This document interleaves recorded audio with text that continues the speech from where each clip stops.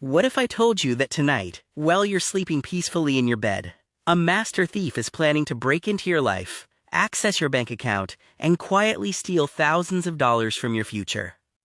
Not with a gun. Not with sophisticated hacking software. Not with a mask or a getaway car. This thief doesn't need any of those things because he already knows all of your passwords. He knows your weaknesses. He knows exactly when you're stressed, bored, lonely, excited, tired, or feeling like you deserve a reward after a long week. In fact, this thief knows you better than anyone else on Earth. And the most shocking part? The thief is you. Welcome back to Finance with Golden. My name is Golden, and today I want to tell you a story about a 25-year-old man who thought his biggest financial enemies were inflation, expensive cities, rising prices, and bad luck. But one day he discovered that the real criminal behind his financial struggles was staring back at him from the mirror every single morning. This isn't just a story about money. It's a story about psychology, temptation, self-sabotage, and how one ordinary person learned to pull off the most profitable heist of his life by stealing from himself before his bad habits had the chance to do it first.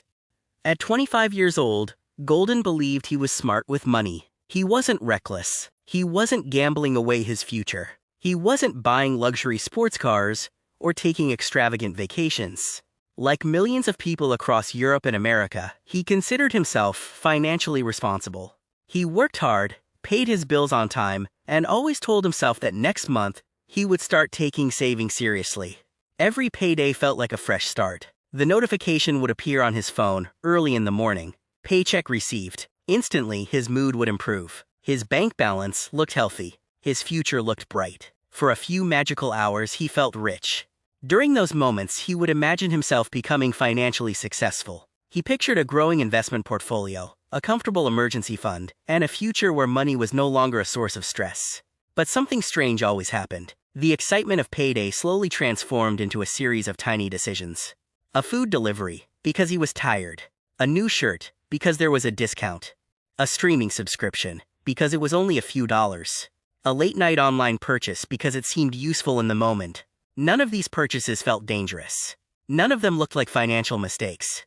They were small, harmless, almost invisible. Yet somehow, by the end of every month, Golden found himself staring at his bank balance, wondering where all the money had gone. It was as if someone had been secretly draining his account while he wasn't paying attention. For years, Golden blamed everything except himself. He blamed advertisements designed to tempt him. He blamed social media influencers showing off expensive lifestyles. He blamed corporations for making spending too easy. He blamed inflation for making everything more expensive. But one rainy evening, while reviewing months of bank statements, he experienced a realization that changed his life forever.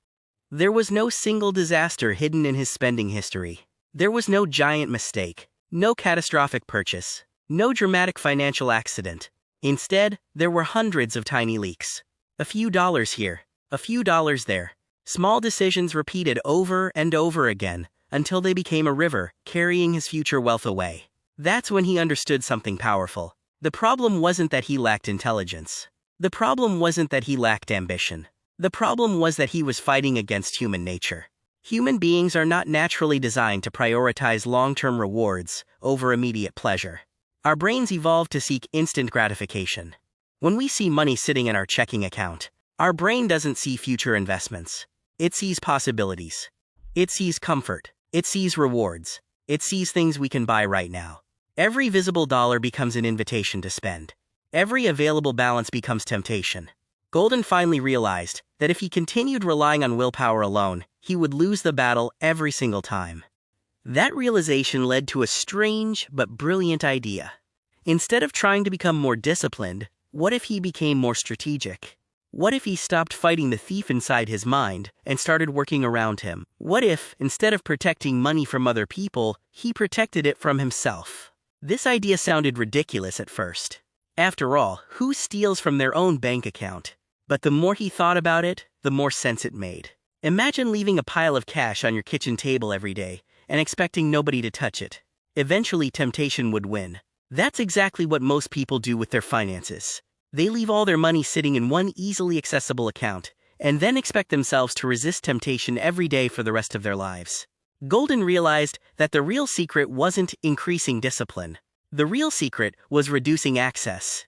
If money was difficult to reach, it would be difficult to spend. If money disappeared before temptation arrived, temptation would have nothing to work with. And so Golden created a new identity for himself. He became a financial thief. His mission was simple. The moment money entered his account, he would steal a portion of it and hide it somewhere. His future impulsive self couldn't easily find it. The first phase of the operation was called the payday kidnapping. The name sounded dramatic, but the concept was simple. The second Golden received his paycheck, a percentage of that money automatically disappeared into a separate account. No debate, no decision, no negotiation, no opportunity for second thoughts. The money vanished before his spending habits even knew it existed. At first, this felt uncomfortable. Looking at a smaller checking account balance made him nervous. It felt as though he had less money than before. But after a few months, something surprising happened. He adapted. His lifestyle adjusted naturally to the amount that remained available. The hidden money became invisible. And because it was invisible, it stopped creating temptation. This was the first major breakthrough. Golden discovered that people don't spend according to how much they need. They often spend according to how much they can see. Remove visibility, and spending habits begin to change automatically. The second phase of the operation involved digital pocket picking. Every purchase became an opportunity for his inner thief to work quietly in the background. Small amounts were rounded up and transferred into a hidden savings vault. A coffee purchase generated extra savings. A grocery purchase generated extra savings. A lunch purchase generated extra savings. Individually, these amounts looked insignificant. Most people would never notice them, but Golden understood the power of accumulation.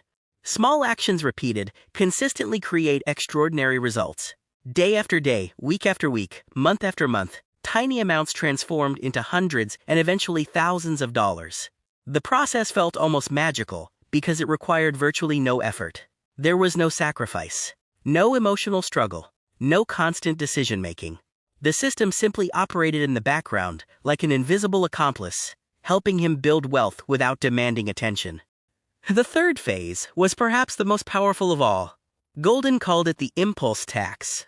Whenever he wanted to buy something non-essential, he had to pay an equal amount into savings first. If he wanted to spend $100 on something unnecessary, he had to save $100 at the same time. This rule changed everything. Suddenly, impulse purchases became far less attractive. The question was no longer, do I want this? The question became, do I want this enough to double the cost?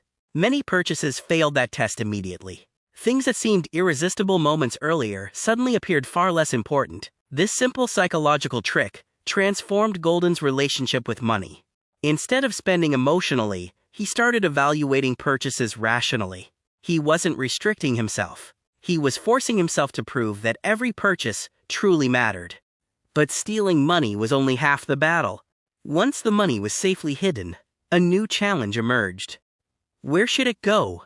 If the stolen money remained in an easily accessible savings account connected to his primary banking app, the temptation would eventually return.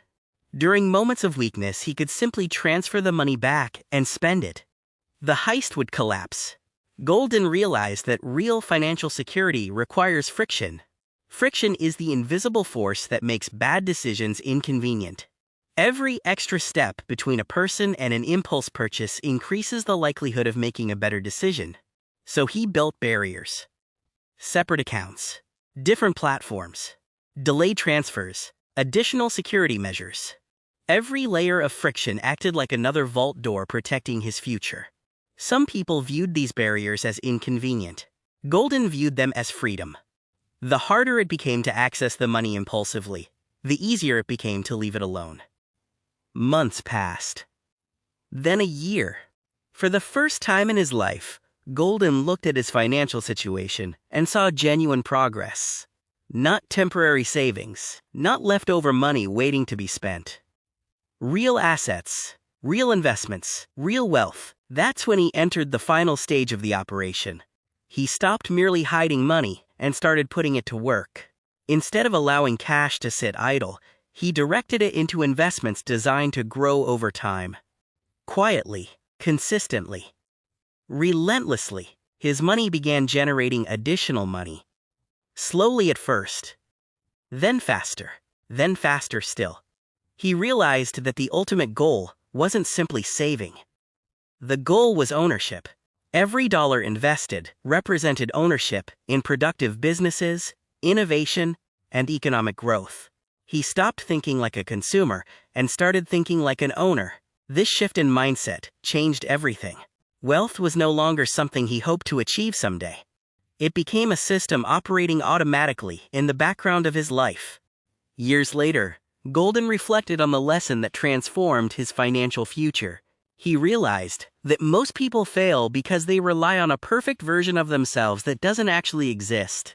They imagine a future self who never gets tired, never gets tempted, never gets bored, and never wants to spend money on something fun. But that person is imaginary. Real people are emotional. Real people make mistakes. Real people seek comfort and pleasure. Financial success doesn't come from pretending these weaknesses don't exist. It comes from designing systems that account for them. Instead of fighting human nature, Golden learned to work with it. Instead of demanding perfection, he built protection. Instead of trusting willpower, he trusted automation. And instead of hoping money would remain untouched, he stole it before temptation had the chance. So if there's one lesson to remember from this story, it's this. Stop trying to become a perfect saver. Stop waiting for the day when discipline suddenly becomes effortless. That day is never coming. Instead, become the master thief your future desperately needs. Steal your own money on payday. Hide it behind walls of friction. Put it to work through investing. Then let time, patience, and compound growth quietly transform your life. Because the easiest money to spend is the money you can see. And the most powerful wealth-building strategy might simply be keeping your cash just out of your own reach.